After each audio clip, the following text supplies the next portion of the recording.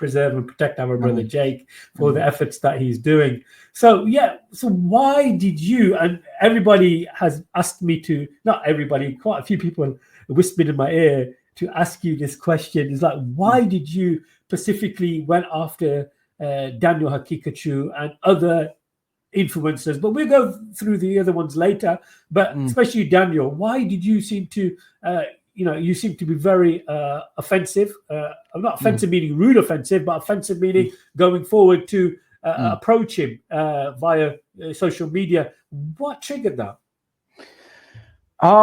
So, trying to keep it, long story short, basically, I realized over time that he was not upon the correct aqidah and manhaj.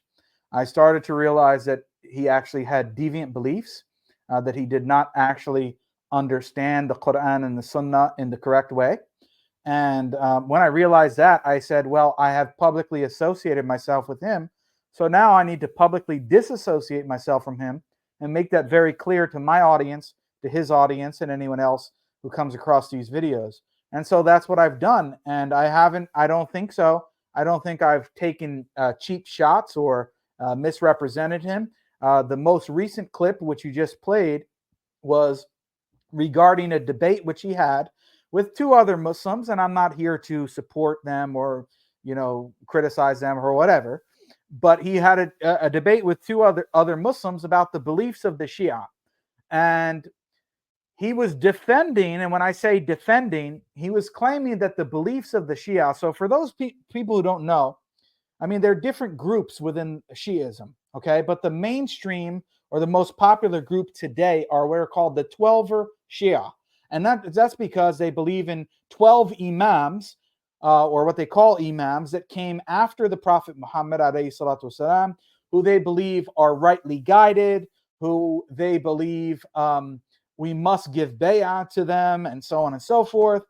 Anyway, so their religion is sort of founded upon following these 12 so-called rightly guided imams. Now, one of the common beliefs about these 12 imams today, which I was shocked that Daniel actually admitted this, okay, because it would have been more acceptable if he said, well, Jake, no, they actually don't really believe this, or only a small minority of them believe this. No, he openly admitted that they believe that the 12 imams are greater in status and in rank than all of the prophets except for the Prophet Muhammad alayhi salatu wasalam. This means that their 11th imam, they believe, is greater than the Prophet Ibrahim alayhi salam or Prophet Isa alayhi salam. Right? I mean, this is such a preposterous belief to any Muslim that knows any of the basics about the religion. This is kufr. Why? Because from a principled perspective, any human being that is not a prophet cannot be greater than the status of a prophet. It's impossible. Okay, this is clear because why? The Quran speaks about the prophets. It says that he chose them, and I showed this as one of the parts of that video later on, that Allah subhanahu wa ta'ala says that he there's some verses where he mentions all of the, or some of them, not all of them, but a great number of prophets in the Quran, okay?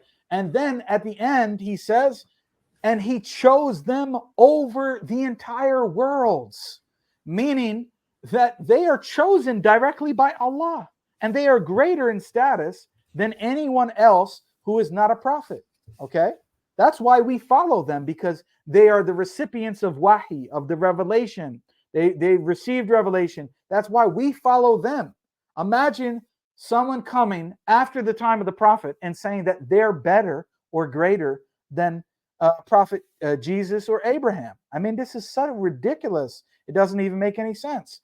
Now, I gave proofs and evidences, if anybody wants, in that video, because Daniel made the claim that no pre-modern scholar, no pre-modern Sunni scholar ever declared this belief to be kufr. I showed the exact opposite of that. I gave 4 different scholars. I gave Sheikh al-Islam ibn Taymiyyah. I gave Qadi Iyad. I gave several scholars, okay? And all of them unanimously said that this is kufr. And the person who believes it, if they do not repent, is to be executed. Okay? So this is clear. Now, Daniel Haqiqatjou is saying, oh no, Jake, this is a wrong belief. It's incorrect. It's even considered bid'ah and so on and so forth. But it's not kufr. It's not disbelief itself. And it is. And it's known by ijma. I quoted a scholar saying that it's known by ijma or consensus that this belief is kufr. So if you do not accept that this is a kufri belief, then there is a problem with your aqidah. This is a serious problem. Okay, so Daniel is going around. Why did I focus on him? Because he has a large platform. He's got hundreds of thousands of people following him, young, impressionable Muslim minds who he's going around and misleading and misguiding with this dangerous information. Now, some of your audience may be familiar with the so-called Qadianis, or they call themselves Ahmadiyya. Now, they believe in a so-called prophet. Of course, we believe he's a false prophet, okay, a Dajjal in a sense, who claimed to be a prophet, Mirza Ghulam Ahmad Qadiani, and they claim he was a prophet who came after the Prophet Muhammad alayhi salatu wasalam. And in virtue of that, we say any of them who believes this is a kafir. They cannot be a Muslim, because the Quran is very clear that the Prophet Muhammad alayhi salatu wasalam is the seal of the prophets, right? He's the seal of the prophets. He's the last of the prophets to come. And we have various ahadith where he explicitly says that there will be no prophet after me.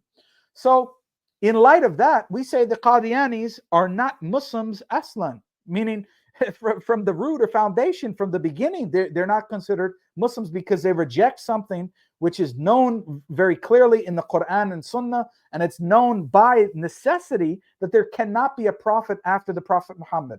Now, okay, so everybody understands that, and they say, yeah, Jake, we're on the same page with you. To accept the prophet after the Prophet Muhammad is clear-cut kufr. Okay, no problem. Now I'm saying what the 12er Shi'a do, who claim, and it's not all of them, but I would say today a large majority of them claim that their 12 imams are greater than all of the prophets. Now imagine that. If it's kufr to believe in a single prophet after the Prophet Muhammad, then by greater reason, it's kufr to believe in 12 people that came after the Prophet Muhammad who you say are better than prophets. I mean, come on. How could anybody not understand something so simple as this? And for Daniel, somebody who's intelligent, somebody who graduated from Harvard, I'm not going to say he's foolish in that sense or whatever. For somebody of his supposed stature and responsibility as a da'i, and someone who is communicating or supposed to be communicating the message of Islam to people, to say that this belief is not clear-cut kufr is misguidance. That is a deviant belief in and of itself, to say that this is not kufr.